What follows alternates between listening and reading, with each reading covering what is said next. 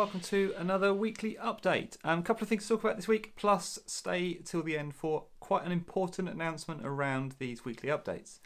Alright, so first thing I want to talk about is a update to some of the Microsoft Teams documentation, very specifically around Microsoft Teams bots and some of the cards that you can send in Microsoft Teams using the bot framework.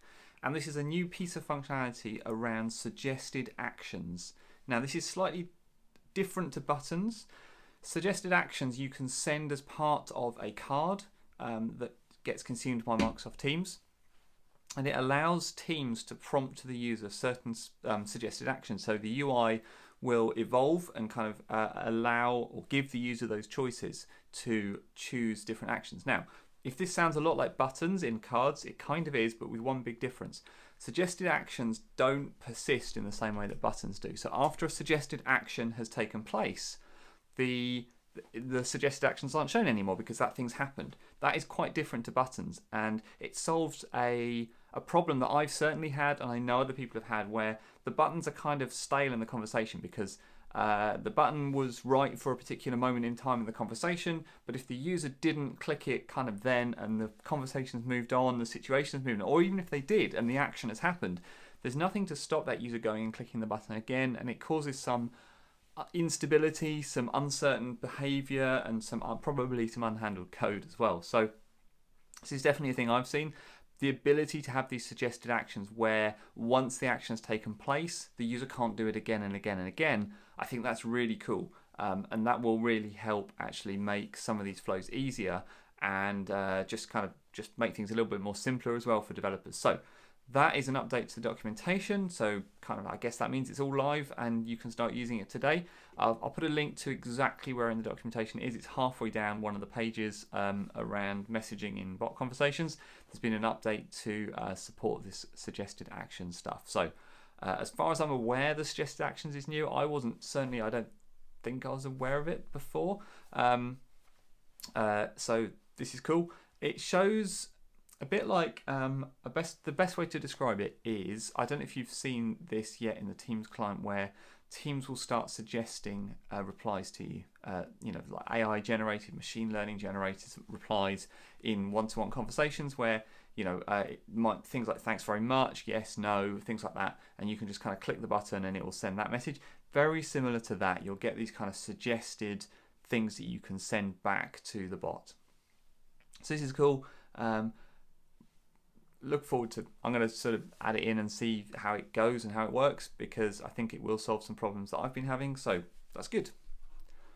Next thing I want to talk about comes from Ben Day. So Ben does all sorts of things. He's a Microsoft MVP. He does a lot of Pluralsight stuff. He is a Scrum trainer. I've picked up loads of Agile and Scrum tips from him over the years. But this is actually something much more about Microsoft Graph and something that he was doing in Microsoft Graph. And it's a kind of a gotcha, and it's a good reminder about how the graph is structured. So his specific use case was he was getting a load of users, and he wasn't seeing a continuation token, but he also wasn't getting all the users.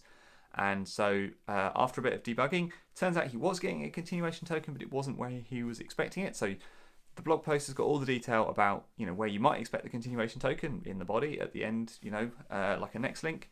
But actually, it has the information about where he was finding the continuation token, which is different. The bigger point, I wanted to share it because this is a common problem. You may well have this problem as well, and it is worth you knowing what the solution is. But actually, there's a bigger thing here, that it's a reminder that the graph is not all one thing by one team. It's a collection of different APIs, all being put together by different product teams. Now, the ideal and I think the stated goal and the intent is that they all work in a common way, so that as a developer consuming elements of the graph, it's a nice consistent experience. And we see things like that in Auth.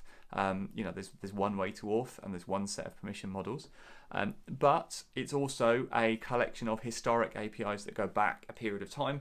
Not all the APIs have been rewritten specifically for the graph according to the ideals of the graph, and so there is some mismatch, and this is one of those areas where there is a bit of a mismatch. The way that next links are done for users is slightly different from how they're done for, let's say, Teams or channels or messages or something else that you might be more familiar with. So it's a gotcha, it's a warning, I suppose, or just a reminder that not all of Graph is the same, and it's a useful post by Ben on how to get the continuation token for users in Microsoft Graph. So that's great. And then last thing I want to talk about is a message center update. I'm actually going to link to the petri.com post on this because they do a really good they do a really good job of logging some of the Microsoft updates that come out, the kind of message center updates, and this one is all about a whole bunch of new functionality that is coming from Microsoft 365 and also the Power Platform. It's what Microsoft call their 2022 release Wave 2. Now, the Dynamics team have always been really good at doing this, and it's good to see the Power Platform team doing the same thing. They will pre-announce all of the things that they know are going to be rolling out in the next kind of 6 months, I think. Yeah, so this is from October 1st to March 31st, 2023. So October 1st, 2022, so 2 months' time, to end of March.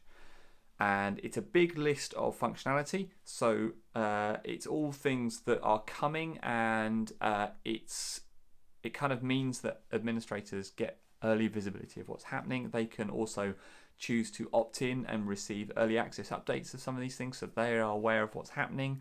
Yeah, this is always a good way to figure out what's coming and what is going to be new in the Microsoft Power Platform and also Dynamics.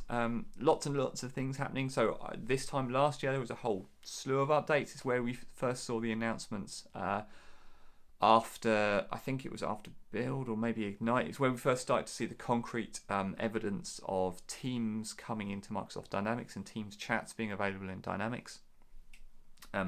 So that'll be good to see. There's a whole deployment schedule. You can go and check out their roadmaps for everything that's happening. It's really nice. It's a good level of detail. I think it's good of the team to do this because it gives a lot of kind of certainty, if you like, to administrators and others on what's coming. Not just administrators as well, trainers, user adoption folk, developers, they can see new functionality. So all good. Those are the things I think are happening and that you should be aware of. Tell me if I've missed anything. One important thing to tell you about before I go though. So I am going to be taking a break from doing weekly updates and in fact from doing all sorts of blogs in August. I'm going on holiday. I made some notes earlier, so I'm not going to be able to find these, and I should have, I knew I should have like opened the page at the right place before I started filming, but that's what a professional would have done. So I have done 281 weekly updates. This makes 282 now. And since I first started doing this, which was 3rd of March 2017, until now, there have been 281 weeks. So I can't really work out how I've done that because I'm pretty sure I missed at least once when my daughter was born. But maybe I've done a couple of in between the weeks one, where I've done like 2 in a week or something for a major event. But on average, I've done one every week since March 2017. So I'm going to be taking a break throughout all of August because I'm going on holiday. So that should be exciting. And I don't want to be checking the news all the time. Microsoft, please don't do anything major in August. Thank you very much. I will be back again on September the 4th. I will see you then. I hope you have a great summer, or a great August anyway, of whatever's left of the summer. If you're going away, have a great holiday. If you're not, thanks for keeping the lights on for all of us who are going on holiday. Like I say, Microsoft, just don't do anything throughout August. That would be lovely. Thank you. I mean, obviously, if something massive happens, I've got my phone, so we'll see. But I'm not planning on doing anything. Have a great time, whatever it is you're doing, and I will see you again on September the 4th.